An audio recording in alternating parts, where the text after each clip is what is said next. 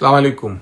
আমরা তো বাঙালির পাঠশালা তথা রাজনীতির পাঠশালায় যে আলোচনাগুলো করি সেটি হচ্ছে মাঠ পর্যায়ে, গ্রাম পর্যায়ে রাজনীতির বিষয়গুলো নিয়ে আলোচনা করি এবং আমাদের মূল লক্ষ্যটাই হচ্ছে স্থানীয় সরকার এবং পল্লী উন্নয়নের ক্ষেত্রে যাদের ভূমিকা অনেক অগ্রণী তারাই হচ্ছে গ্রামের মাঠে নেতৃত্বটা দিতে পারবে। আমরা এই স্থানীয় সরকার বলতেই আমরা সবসময় যেটি ভাবি যে স্থানীয় সরকারের ইউনিয়ন পরিষদের সদস্য থেকে শুরু করে ইউনিয়ন পরিষদের চেয়ারম্যান, পৌরসভার কাউন্সিলর, পৌরসভার মেয়র, উপজেলা পরিষদের চেয়ারম্যান, জেলা পরিষদের চেয়ারম্যান, হচ্ছে স্থানীয় সরকার ব্যবস্থাপনার কাঠামোর প্রত্যেকটি স্তর। আমরা যদি অপর দেশগুলোর দিকে তাকিয়ে দেখি, যদি আপনি উন্নত বিশ্বের ধরেন আমেরিকার দিকে তাকান, সেখানকার স্থানীয় সরকারগুলো যদি আমরা দেখি, আমরা বিভিন্ন লেয়ারের যে ধরেন সিটি কর্পোরেশনগুলো তাদের রয়েছে, তাদের যে সিটিগুলো রয়েছে, সিটির যে মেয়র এবং সিটি কাউন্সিলগুলো এবং পাশাপাশি তাদের কাউন্টি যে সকল কমিশনাররা হয়, এই কাউন্টি কমিশনারদের এবং সিটি কাউন্সিলরদেরকে নিয়ে তাদের যে সিটি মেয়রটা নির্বাচিত হয় বা মনোনয়ন হয়, সেই মনোনয়নের প্রক্রিয়াগুলো স্থানীয় সরকার ব্যবস্থাপনায় তারা কতটুকু গুরুত্বপূর্ণ ভূমিকা রাখে এবং তারা কিভাবে এই রুরাল ডেভেলপমেন্টের কাঠামোর সাথে তাদের স্থানীয় সরকারের যে অ্যাডমিনিস্ট্রেশন সেটি করে, এগুলোর ব্যাপারে আমরা কিন্তু আলোচনাগুলো প্রতিনিয়ত করা শুরু করতে চাই। বাঙালির পাঠশালা তথা রাজনীতির পাঠশালায় আমাদের মূল লক্ষ্যটাই হচ্ছে বাংলাদেশের রাজনীতিবিদদেরকে তৈরি করার পাশাপাশি তাদের দক্ষতা উন্নয়ন এবং তাদের চিন্তার জায়গায় এমন একটি বিষয় তৈরি করা, তারা যেন শুধুমাত্র রাজনৈতিক অফিসগুলোতে সময় নষ্ট করা কিংবা কোনো নেতার পেছনে সময় নষ্ট করে তারা উন্নয়নটাকে ব্যাহত যাতে না করে। কারণ উন্নয়ন কাজে সম্পৃক্ত থাকার জন্য সেই নেতৃত্বের কিন্তু অনেক পরিশ্রম, অনেক জ্ঞান, অনেক দক্ষতার দরকার। আমাদের এই স্থানীয় সরকার কাঠামোতে নেতৃত্বের দক্ষতাটা খুব একটা শক্তিশালী হয় নাই, কারণ আমরা স্থানীয় সরকার কাঠামো শক্তিশালী করার কথা শুধু মুখে মুখেই বলি, কিন্তু স্থানীয় সরকার উন্নয়নের জন্য আমাদের যে এই লোকাল গভর্নমেন্ট এম্পাওয়ারমেন্টের যে প্রজেক্ট প্ল্যানিং কিংবা ট্রেনিং সেলগুলো, সেগুলো অত্যন্ত দুর্বল প্রকৃতির এবং সেগুলোর প্রতি কারো কোনো ধরনের আগ্রহ বা আকর্ষণ নেই। এই আগ্রহ এবং আকর্ষণ না থাকার মূল কারণটাই হচ্ছে রাজনীতি। কারণ রাজনীতি আমরা এমনভাবে করেছি যে স্থানীয় সরকারের প্রত্যেকটি মানুষ তার কেন্দ্রীয় সরকারের যারা দায়িত্বে থাকে, ধরেন কেন্দ্রীয় সরকারের দায়িত্বগুলো ভাগ করা হয় এমপিদের মাধ্যমে, স্থানীয় এমপিদের মাধ্যমে। এমপিরাই কেন্দ্রীয় সরকারের অনেক ধারক বাহক। ফলে স্থানীয় সরকারের নেতৃবৃন্দরা এই এমপিদের পেছনে সময় নষ্ট করতে গিয়েই তারা তাদের কাজগুলো হারাতে হয়। তারা ভাবে যে একজন এমপির হাতেই তার ভাগ্য নির্ধারিত এবং এই ইউনিয়ন পরিষদের চেয়ারম্যান বলেন, মেম্বার বলেন, পৌরসভার কাউন্সিলর বলেন, পৌরসভার মেয়র বলেন, উপজেলা পরিষদ বলেন, এই সবাই শুধু তার স্থানীয় ওই এলাকায় যিনি এমপি হন, এমপি মহোদয়ের পিছনেই ঘুরতে থাকেন এবং এমপির দৃষ্টি আকর্ষণ করেন, এমপির কাছের মানুষ হন।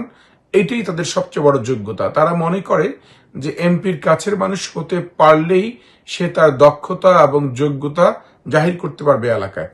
এটা একটা বড় ধরনের গ্যাপ। এটা গ্যাপটা হচ্ছে পারসেপশনের কারণে, আমাদের দৃষ্টিভঙ্গিটা সেভাবেই গড়া। কারণ আমরা যতক্ষণ পর্যন্ত না স্থানীয় সরকারকে নিজস্ব স্বকীয় অবস্থান দিয়ে তৈরি করতে না পারবো, ততদিন পর্যন্ত আমরা পরমুখাপেক্ষী থাকবো।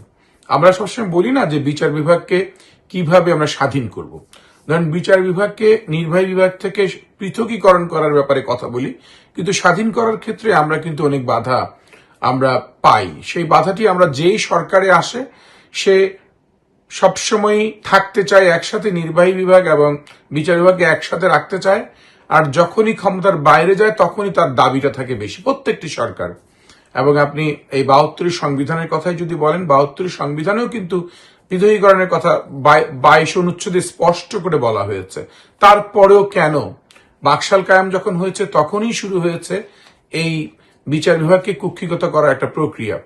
আমরা এইটাকে আমরা বিভিন্নভাবে আমরা অ্যানালাইসিস করি, কিন্তু আমাদের ভাবতে হবে যে সত্যিকার অর্থে যদি পৃথকীকরণ করতে হয় বা পৃথকীকরণ হয়েও যায়, কিন্তু বিচার বিভাগ যদি স্বাধীনও হয়, যদি বিচার বিভাগ নিয়মতান্ত্রিক না হয়, বিচার বিভাগ যদি দুষ্ট বিচারক দ্বারা বা দুষ্ট প্রকৃতির লোক দ্বারা যদি বিচার বিভাগ পরিচালিত হয়, তাহলে সেটি হবে কি, মানে মানুষ কিন্তু ঠিকই ভিকটিম হবে, জনগণ ভিকটিম হবে। যারা বিচারের আদালতের প্রাঙ্গণে গিয়ে গিয়ে দাঁড়াবে তারা ভিকটিম হবে, কারণ তারা সেখানে বিচারকরা, আপনি একদম নিম্ন আদালত থেকে শুরু করে উচ্চ আদালত পর্যন্ত প্রত্যেকটি আদালতে এই বিচার কার্যক্রমের সাথে যারা যুক্ত, তারা যদি ধরেন বিভিন্ন ধরনের জালিয়াতি, ঘুষ কিংবা তদবিরের মাধ্যমে যদি এই বিচারের রায়গুলো প্রভাবিত করা হয়, তাহলে তখন মনে হবে যে আসলে তাহলে স্বাধীন হয়ে লাভ নাই, বরঞ্চ পরাধীন থেকে নির্বাহী বিভাগের অধীনে থাকলেও তাও একটা জবাবদিহিতা থাকে যে কাউকে না কাউকে দিয়ে আমি চাপ প্রয়োগ করতে পারি।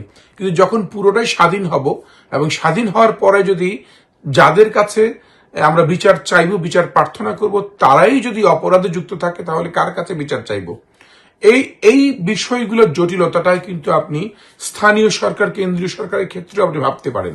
কারণ আপনি কেন্দ্রীয় সরকার এবং স্থানীয় সরকারকেও যদি আপনি আলাদা করতে চান, আলাদা হওয়ার সুযোগ নাই, একসাথে থাকবে, কিন্তু তাদের এম্পাওয়ারমেন্টটা কিংবা তাদের কার্যক্রমের জায়গাগুলো যদি আমরা চিহ্নিত করতে পারি, তাহলে কিন্তু আমরা অনেকটাই সুশাসন যেটাকে বলা হয়, সেই সুশাসন প্রতিষ্ঠিত করতে পারবো।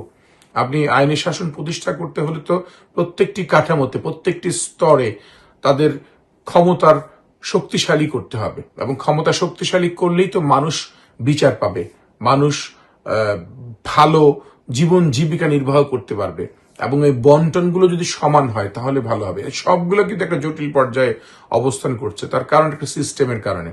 আমরা এমন একটি সিস্টেমের মধ্যে অবস্থান করছি, সবসময় আমরা তখন একজন একজনের বিরুদ্ধে আমরা কাদা ছোড়াছুড়ি করব, একজন আরেকজনের বিরুদ্ধে আমরা বিরোধী দলে থাকলে এক ধরনের কথা বলবো, আবার ক্ষমতায় থাকলে এক ধরনের কথা বলবো। এই বিষয়গুলো হবেই।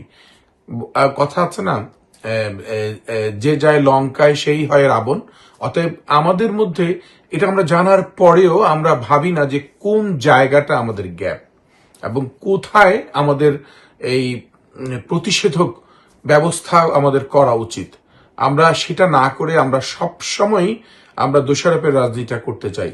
এবং আমাদের কাছে যেটি বাঙালির পাঠশালায়, আমাদের যে রাজনীতির পাঠশালা আমরা যেটি চিহ্নিত করেছি, ওয়ান অ্যান্ড অনলি প্রবলেম, সেটা হচ্ছে লিডারশিপ, নেতৃত্ব। আমরা নেতৃত্ব জায়গাটাই চিহ্নিত করেছি। যে যে জায়গায় থাকুক না কেন, আমরা যদি সঠিক নেতৃত্ব তৈরি করতে না পারি, তাহলে সেটি আর হবে না। এটি বিচারের কার্যালয়ের কথা বলেন, এটা নির্বাহী অঙ্গনে বলেন, এটা আপনি রাজনীতিক অঙ্গনে বলেন, প্রশাসনের ক্ষেত্রে বলেন, সব ক্ষেত্রেই যোগ্য নেতৃত্ব তৈরি করাটাই হচ্ছে মূল চ্যালেঞ্জিং পার্ট। অতএব এই চ্যালেঞ্জিং পার্টটাকেই আমরা আমলে নিয়ে আমাদের স্কুল অফ লিডারশিপ কাজ করে যাচ্ছে, এবং আমরা এখন থেকে স্থানীয় সরকার উন্নয়নের জন্য, স্থানীয় সরকারকে শক্তিশালী করার জন্য আজকে থেকে আমরা যে পর্বগুলো সাজাবো সম্পূর্ণ স্থানীয় সরকারের পর্ব হিসেবে থাকবে, এবং আমরা স্থানীয় সরকার উন্নয়নের ক্ষেত্রে আমরা কথা বলে যাব। আজকের মতো সকলকে ধন্যবাদ। আগামী পর্বে আমরা স্থানীয় সরকারের বিভিন্ন নীতিমালা নিয়ে কথা বলবো। সবাইকে ধন্যবাদ। আসসালামু আলাইকুম।